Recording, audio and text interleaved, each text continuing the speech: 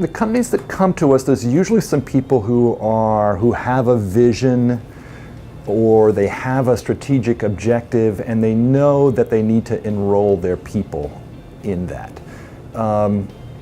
The issues could be quite different. It could be that we need to be more sustainable in terms of ecology, in terms of the climate, or it could be we need to have a more innovative culture. The issues could be quite different, but they come to us, and there's usually someone who has a very strong strategic vision for that.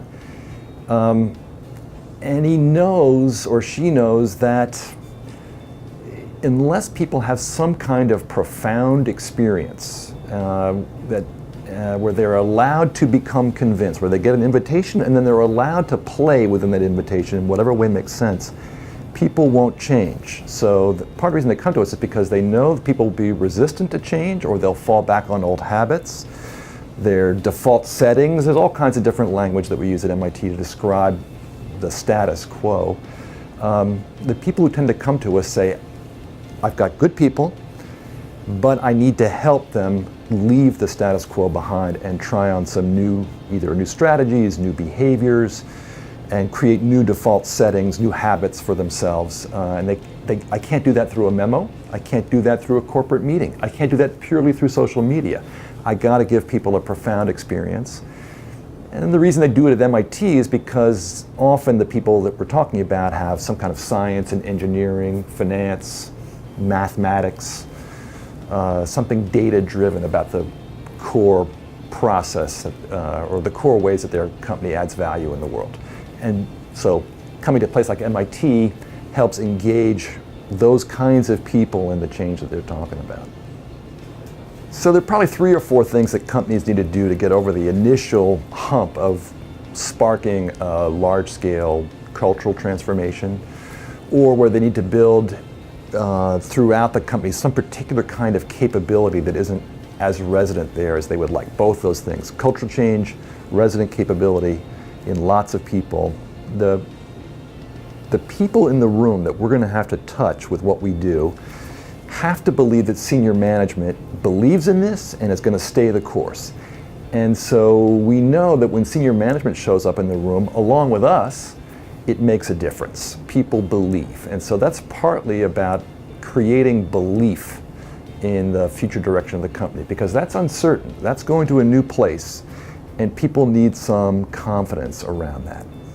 The other thing we've noticed is that we need to give people plenty of time to talk about the enterprise issues and the team issues, but we need to carve out time when they're with us to have them reflect on who they are as leaders and how they're going to show up in the future, and to give them feedback about that. So working at the individual level while you're also talking about the stuff that the enterprise needs to do, and creating space to do both and then marry them up, that's one of the reasons you come together and you meet live, because you can work at multiple levels at the same time. But you got to work at the individual level as well as the enterprise level.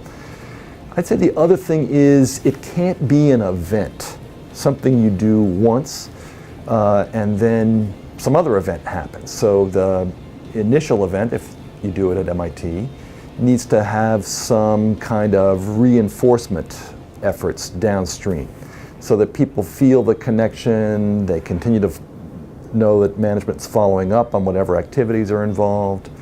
One of the other things is that, this is the 4th thing now, giving people projects to do where they can take the learning that they're getting here at MIT that enable them to try on and move out towards in the direction of the new vision, helps them leave the status quo behind. So giving them focused projects so they can get out into a new way of thinking and doing and innovating makes a huge difference. So often in our projects we have a project dimension that happens. That's one of the things that happens downstream of the initial meeting here.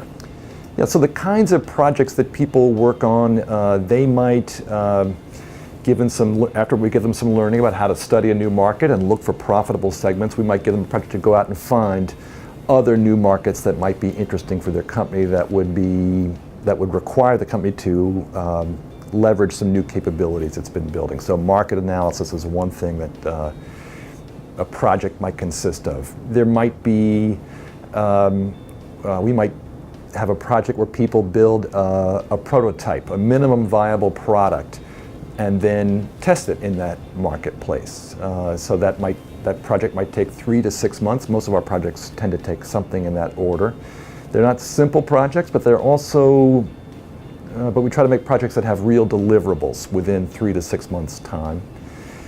Some other projects are things where we look at complex processes that could be re-engineered or simplified through digitization or other means.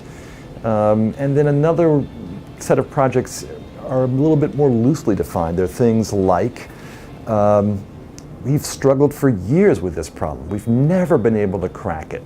Let's give people some learning and then let them go apply those frameworks or tools and get some support from MIT faculty members and see if we can begin to make a difference on something that's been troubling us forever. Usually those projects have some sort of system dynamics nature. It's multiple processes coming together, interacting with each other. They're hard to pick apart. And then we can often help people realize what's really driving a particular outcome that an organization doesn't like, and then put in place measures to prevent those things from happening.